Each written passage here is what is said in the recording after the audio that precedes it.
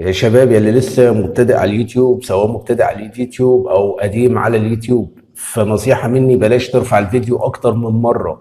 يعني ما ترفعليش الفيديو دلوقتي وبعد ما ترفعه تدخل ترفع لي نفس الفيديو تاني، يبقى انت كده رفعت الفيديو مرتين فخد عنوان يو ار ال مرتين. عارف يعني ايه خد عنوان يو ار ال مرتين؟ يعني كده المحتوى معاد استخدامه. عارف يعني لما انت ترفع الفيديو عندك على القناة ويبقى الفيديو موجود وتحذفه وترجع ترفع نفس الفيديو تاني، بيكون واخد عنوان اليو ار ال الفيديو المحذوف، والعنوان والفيديو تاني رفعته بياخد عنوان يو ار ال جديد. فالفيديو المحذوف خد عنوان يو ار ال، والفيديو الجديد اللي انت لسه رافعه او نفس الفيديو اللي انت كنت رافعه قبل كده وحذفته خد عنوان يو ار ال. فكده اليوتيوب بالنسبه له عنده اتنين عنوان يو ار ال او اتنين رابط. فبالنسبه لي اليوتيوب محتوى معاد استخدامه، الفيديو الاصلي اللي اتحذف والفيديو الثاني ده معاد استخدامه، فيتم ايقاف الربح على قناتك. لازم بقى تعمل اعاده نظر والكلام ده كله، وتبدا تشرح انت بتصور ازاي وبتسجل ازاي وبتمنتج ازاي والكلام ده كله والتعليمات اللي هو كاتبها لك. فنصيحه مني بلاش. اخونا هنا كاتب لي ايه؟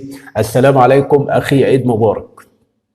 أنا جاني رفض تبين إن قناتي لم تعد مؤهلة على الأرباح بسبب نشر الفيديوهات القصيرة 3 مرات. يعني إيه بسبب نشر فيديو قصير 3 مرات؟ يعني بالبلدي كده تم إيقاف الربح على قناته بسبب نشر فيديو قصير 3 مرات. يعني الفيديو القصير عامله مثلا فيديو قصير فرفعه مرة، بعد ما رفعه مرة جه تاني راح رفعه المرة التانية، بعد ما جه المرة التانية راح رفعه المرة التالتة. معنى كلامه اهو بسبب نشر فيديو قصير 3 مرات. فكده اليوتيوب خد، او الفيديو القصير ده خد 3 عنوان يو ار ال، يعني 3 روابط. الرابط الاول بالنسبه لليوتيوب هو الرابط الفيديو الاصلي، الرابط الثاني بيكون محتوى معاد استخدامه، والرابط الثالث بيكون محتوى معاد استخدامه. فراح اليوتيوب عمل له ايه؟ عمل له ايقاف الربح على قناته بسبب محتوى معاد استخدامه، بسبب ال3 فيديوهات اللي بيرفعوا نفس الفيديو. يعني الفيديو واحد رفعه 3 مرات على قناته، فالفيديو الواحد خد 3 روابط، فال3 روابط الاصلي الاولاني، الاثنين التانيين محتوى معاد استخدامه. وهنا بقول لك ايه، ومن شفت قمت بالحذف جميع مقاطع الفيديو القصيره لاني انا ظنيت انه سبب اضافه موسيقى من مكتبه اليوتيوب. مكتبه اليوتيوب موسيقى مجانيه يعني. اجاني حظر. هس انا مش فاهم. اخويا الحل شو لازم اسوي؟ طيب، ما طالما وقف ايقاف الربح عندك على قناتك هتعمل الخطوات اللي احنا اتكلمنا عليها في الفيديو لو هو طلبها منك. طب لو هو ما طلبهاش منك يبقى حضرتك المفروض تشرفني في الجروب التليجرام بتاعي وتقول لي الرساله اللي جات لك ايه، احاول اقراها واقول لك تعمل ايه بالظبط. تمام. اما لو ما جاتلكش الرساله وانت شايف ان الفيديو الاصلي ده او الفيديو اللي انت رافعه ده، تمام، اللي انت رافعه 3 مرات ده فيديو اصلي وانت اللي مصوره بنفسك وانت اللي مسجله، يعني الفيديو ملكك انت، ما خدتوش من قناه تانيه وانت اول واحد تنشره على اليوتيوب، تمام. فتبدا تعمل معاه الخطوات ديت عشان تبدا تعمل اعاده نظر، تمام، وان شاء الله اعاده النظر هيتقبل. طيب لو انت بقى جات لك رساله مختلفه زي اللي انا جات لي، بس طالما جاب لك نشر فيديو قصير 3 مرات، يبقى كده هيقول لك اعمل لو انت مظلوم والكلام ده، ورينا انت بتمنتج ازاي وبتصور ازاي وبتتكلم ازاي وبتعلق ازاي، تمام.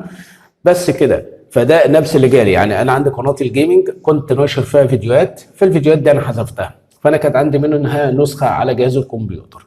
فلما كان عندي منها نسخه على جهاز الكمبيوتر رفعت فيديو او فيديوهين من الفيديوهات ايه اللي انا حذفتها.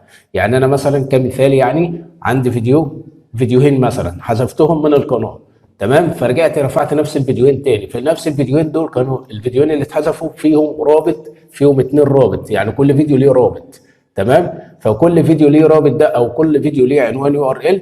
فلما اتحذف دول كانوا بالنسبه لليوتيوب محتوى اصلي، لما جيت رفعتهم وعدت نشرهم للمره الثانيه على قناتي فتم ايقاف الربح بسبب محتوى معاد استخدامه. ليه؟ ده الفيديوهات بتاعتي. اليوتيوب بيقول لك انت بالبلدي كده انت كنت رافع الفيديوهات ديت على المنصه، فكان الرابط بتاعهم رابط اصلي، فلما جيت رفعتهم نفس الفيديوهات تاني فخدوا رابط تاني، خدوا رابط جديد تاني، خدوا رابطين جداد تاني. فلما خدوا الرابطين الجداد تاني بالنسبه للرابطين القدام اللي هم الاصليين، فالرابطين اللي هو خدهم ده يعتبر محتوى معاد استخدامه. فركزوا ارفعوا الفيديو واحد عشان ما توقفش قناتك من تحقيق الربح، لان حصل معايا بالشكل ده.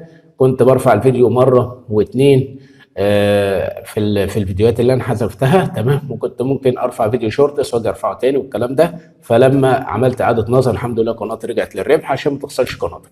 اتمنى اكون وصلت لك المعلومه بشكل سليم. لو عجبك الفيديو لا تنسى الاشتراك في القناه وتفعل زر الجرس على الكل، واشوفكم في فيديو جديد. السلام عليكم.